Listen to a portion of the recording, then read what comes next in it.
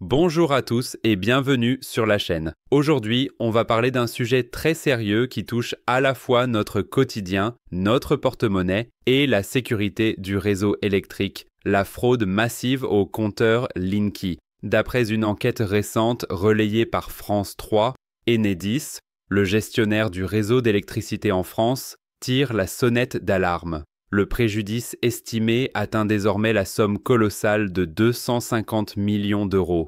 Oui, un quart de milliard envolé à cause de manipulations illégales. Mais alors, comment ça fonctionne exactement? En fait, certains particuliers, mais aussi des entreprises peu scrupuleuses, ont trouvé un moyen de trafiquer le compteur Linky pour réduire artificiellement leur consommation électrique.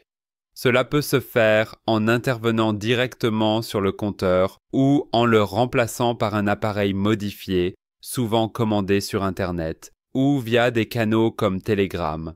Les fraudeurs payent quelques centaines d'euros pour ces services et voient ensuite leur facture d'électricité chuter de façon spectaculaire, du moins jusqu'à ce qu'Enedis s'en rende compte. Face à l'ampleur du phénomène, l'entreprise a décidé de passer à l'offensive. À Poitiers, par exemple, dans le département de la Vienne, des contrôles renforcés sont menés et les équipes techniques scrutent les données à la recherche d'anomalies. Et quand il y a un doute, une enquête est lancée. Enedis rappelle que la fraude à l'électricité est un délit grave, passible de 5 ans d'emprisonnement et 75 000 euros d'amende. Sans parler du remboursement des sommes volées, bien sûr. Mais cette affaire met aussi en lumière une autre réalité. La tension croissante autour de la consommation énergétique en France. Entre l'inflation, la précarité énergétique et la défiance vis-à-vis des grands groupes, certains consommateurs franchissent la ligne rouge. Est-ce un acte de survie ou un simple abus? La question mérite d'être posée. En tout cas, Enedis, de son côté, ne compte pas baisser la garde. La traque au compteur trafiqué est lancée et les sanctions tomberont. Restez connectés.